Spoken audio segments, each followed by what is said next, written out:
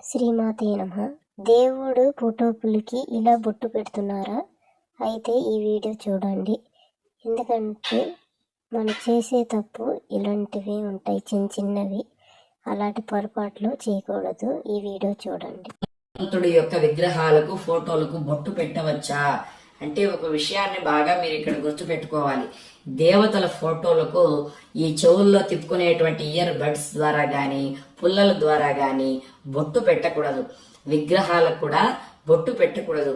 కానీ విష్ణుమూర్తి విగ్రహాలకు తిరునామం ఏర్పాటు చేయడానికి పరక పుల్లలు లాంటివి కాకుండా వేరే తులసి దళంలోనే కడ్డి వస్తుంది కదా, ఆ కడ్డితో చక్కగా తిరునామం పెట్టవచ్చు. కానీ విగ్రహాలకు ఫోటోలకు బొట్టు పెట్టేటప్పుడు మనం ఎప్పుడూ కూడా ఈ ఉంగరపు వేలుని వాడుతూ ఉండాలి. చక్కగా గంధాన్ని అరగదీసి స్వామికి అలంకారం చేయాలి.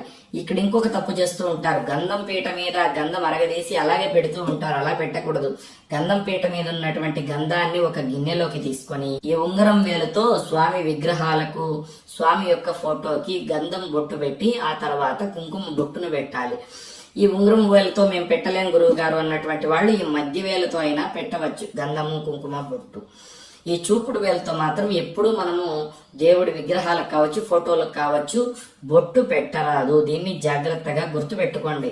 మగదేవతలకు మనము బొట్లు పెట్టేటప్పుడు శ్రీగంధము కుంకుమ మాత్రమే పెట్టాలి. పసుపు కుంకుమ మగదేవతలకు ఎప్పుడూ పెట్టకూడదు. గంధము కుంకుమ మాత్రమే పెట్టాలి. కానీ ఆడు దేవతలకు లక్ష్మీదేవి, సరస్వతి, పార్వతి, లలితాదేవి, దుర్గాదేవి ఈ స్త్రీ దేవతలకు మనం పసుపు కుంకుమను సమర్పించవచ్చు. చాలా మంది పూజా స్టోర్స్ లో గంధం బిళ్ళలు ఇదేదో అష్టగంధం అని అమ్ముతూ ఉంటారు. దాన్ని కలిపి బొట్లు పెడుతూ ఉంటారు. దయచేసి అలాగా బొట్లు పెట్టకూడదు. పసుపు కుంకుమ మన ఇంట్లో పెడితే చాలా మంచిది.